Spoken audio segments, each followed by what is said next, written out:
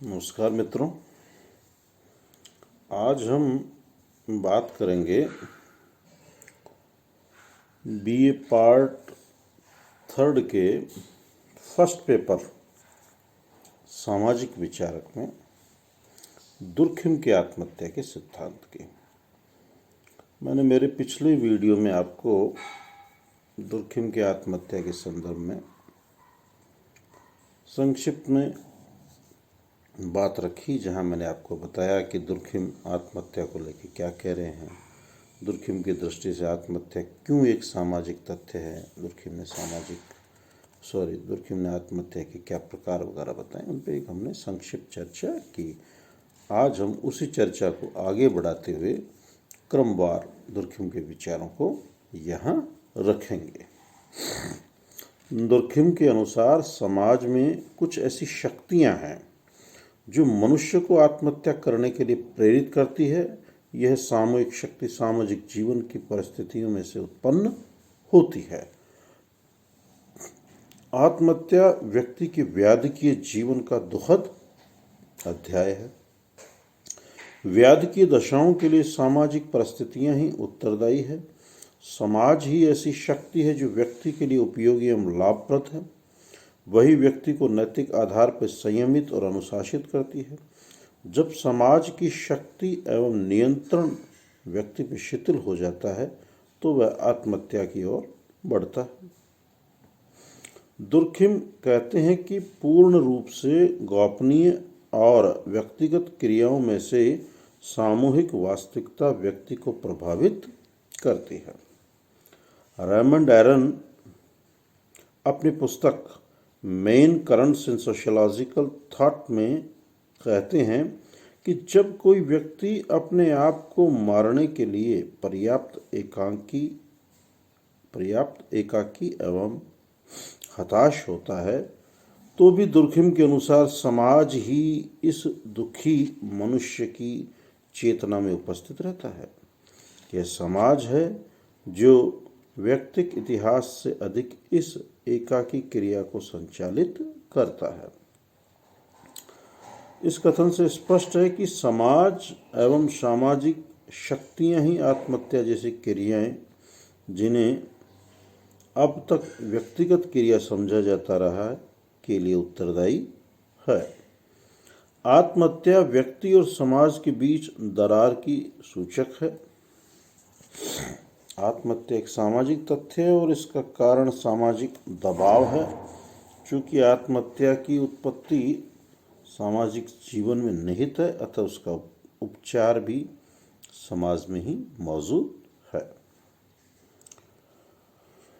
Durkheim ने अपने ग्रंथ पुस्तक आत्महत्या को 3 भागों में विभाजित किया है। प्रस्तावना वाले अध्याय में दुर्खिम ने आत्महत्या की वैज्ञानिक परिभाषा दी है।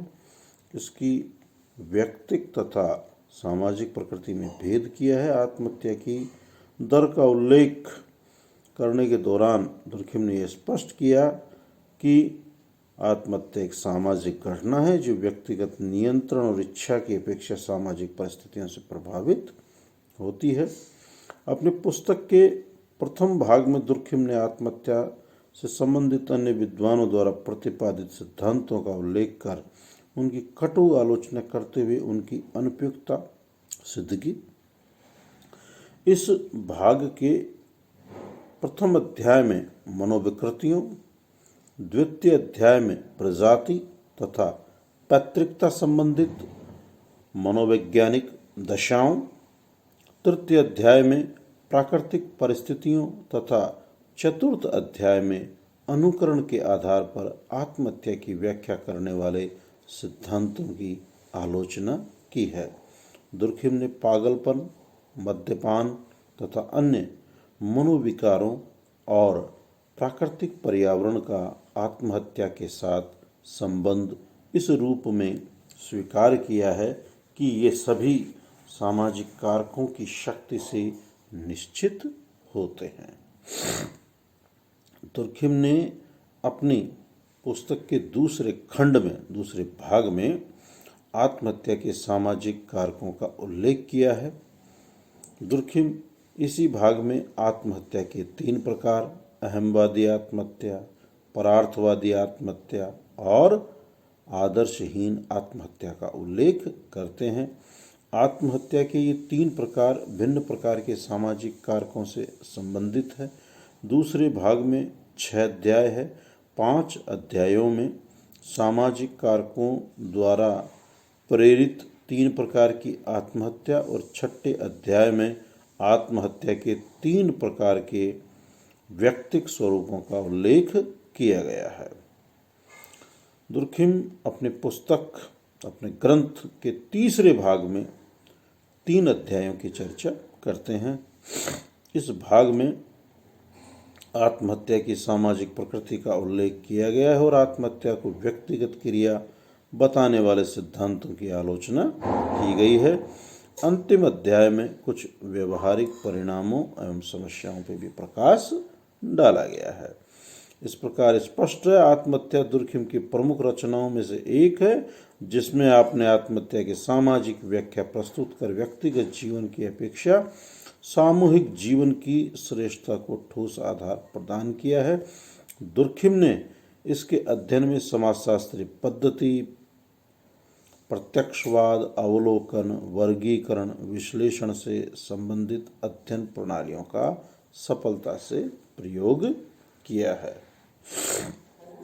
अगर अब हम क्रमवार इसके खंडों की चर्चा करते जाएं, तो आत्महत्या को परिभाषित करते हुए दुर्खिम लिखते हैं कि आत्महत्या शब्द मृत्यु की उन समस्त घटनाओं के लिए प्रयुक्त किया जाता है जो स्वयं मरने वाले की सकारात्मक या नकारात्मक क्रिया का प्रत्यक्ष या अप्रत्यक्ष परिणाम होती है, जिसके भावी परिणाम मृत्यु को वह जानता है।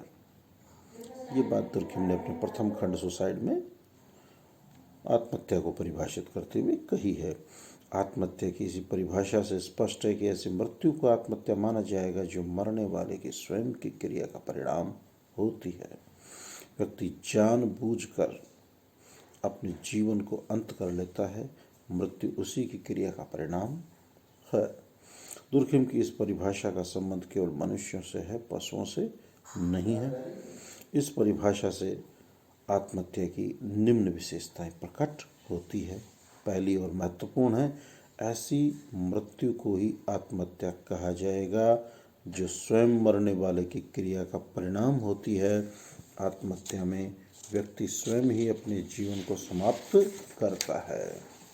दूसरा, आत्महत्या की एक विशेषता यह है कि व्यक्ति इच्छा पूर्वक सोच विचार कर आत्महत्या करता है और अपनी क्रिया के परिणाम को जानता है। तीसरा, आत्महत्या की विशेषता है कि आत्महत्या करने वाला व्यक्ति अपने क्रिया के परिणामों को पहले से जानता है।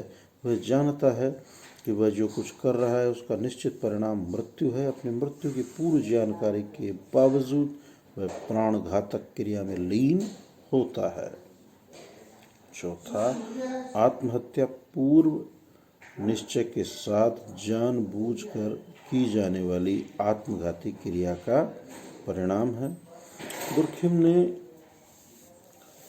अपनी आत्महत्या की सामाजिक प्रकृति को प्रकट करने के लिए यूरोप के 11 देशों से आंकड़ों के आधार पर अपने मत की पुष्टि की।